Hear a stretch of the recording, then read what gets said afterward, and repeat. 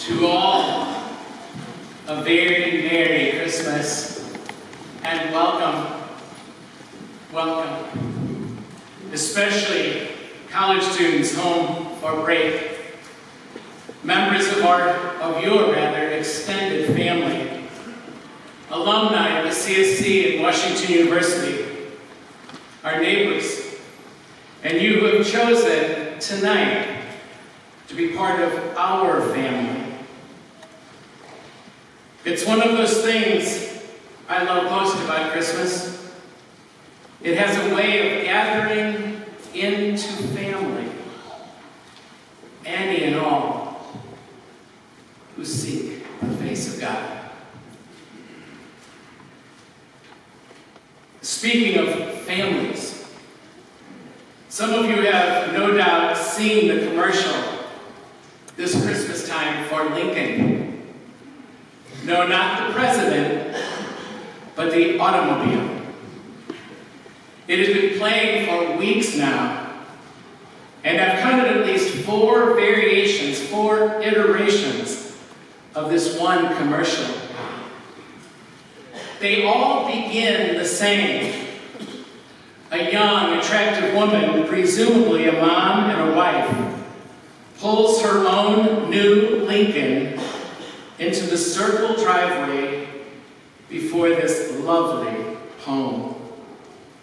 She lets herself in the front door and turns immediately to the ruckus going on in her front room to her left. In one version, it's the in-laws that announce that they've arrived early and they've camped out in the front room, where we find them doing yoga, downward facing dog, with their pet goats on their back.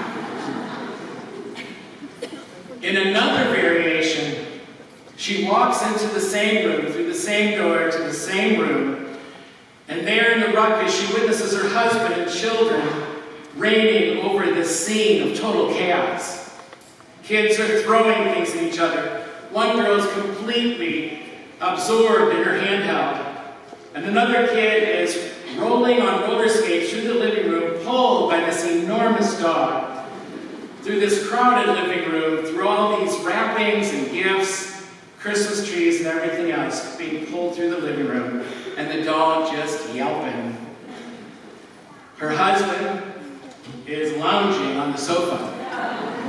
He's oblivious to all this, guiding a drone helicopter into lamps in the picture window and the ornaments of the Christmas tree. If you've seen this commercial, you know there are still other versions.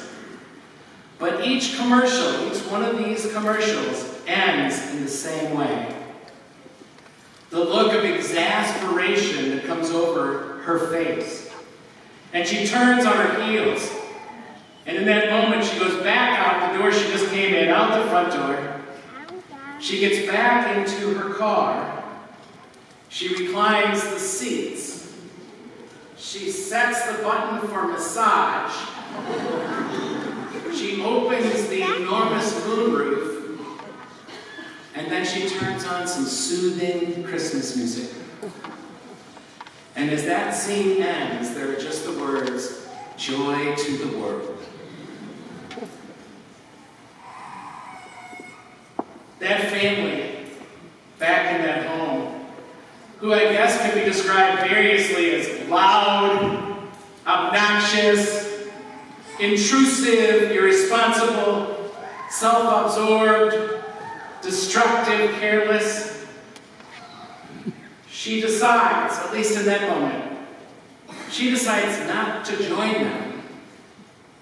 She escapes to her car, and she shuts out their humanity.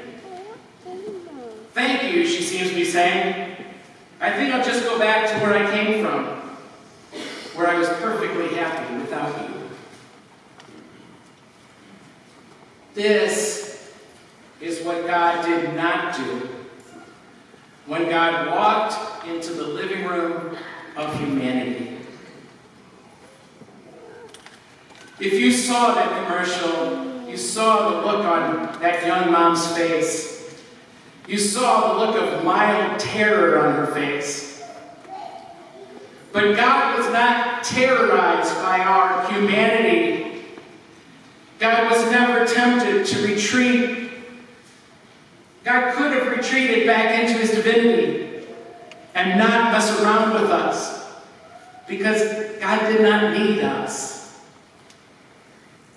But instead, God stayed. God stayed. God made himself one of us. He did not go hide in his Rolls Royce or his Lincoln. He did not go back actually, and recline his seat and take a nap. What God chose to do was to set up his tent among us. The Word was made flesh and made his dwelling among us. For those Bedouin people, that means God pitched his tent among us. He decided to stay. He pitched his tent among us and did not walk away from us. And this was the start of a great help. A great help to us in this life. You know, there are only two great doctrines in Christianity. Oh, we have 100,000 doctrines probably. But there's only two that carry all the rest. The doctrine of the Incarnation, which is Christmas, and the doctrine of the redemption, which we celebrate at Easter. Only two great doctrines. What we celebrate here tonight is the feast of the Incarnation. It's the exact opposite of the ending of that commercial. Our God came upon this human family of ours, who might be variously described as loud, obnoxious, intrusive, irresponsible, self-absorbed, destructive, careless.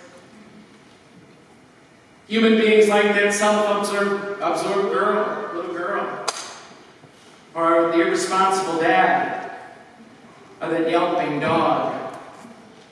Kids fighting and bickering, presumptuous in-laws who just come in and start doing yoga while they're waiting for the wife to come home. But with Christmas, the scene changes. The scene changes, and instead of climbing back into his divine Rolls Royce or Ferrari, God puts his legs down on those two steps, one at a time, into the living room, and plunges into the midst of our fractured human family, plunges into the midst of our fractured human family, to bring us kindness and peace, attentiveness, tolerance, acceptance, real joy, and generosity. That saving grace that taps into all that is the best in us, while at the same time forgiving all those traits and all those motivations of ours that can make a mess of the world and that can make a mess of our families. That can make such a mess of things. Forgiving. What this mother, the great mother, what the Father, and what this child of God do for us is to bring a love that changes not just one person and not just one family, but a love that has the power to change every family, the whole human family, and move us, transform us from chaos to peace and to light and to joy. Joy to the world, but not the joy of a moment of bliss, as good as bliss is for us. Not the joy of that moment of bliss, but rather The joy of jumping headfirst into the mess of it all. Into the mess of it all. Because that is just what real love does. And that, my friends, is true joy.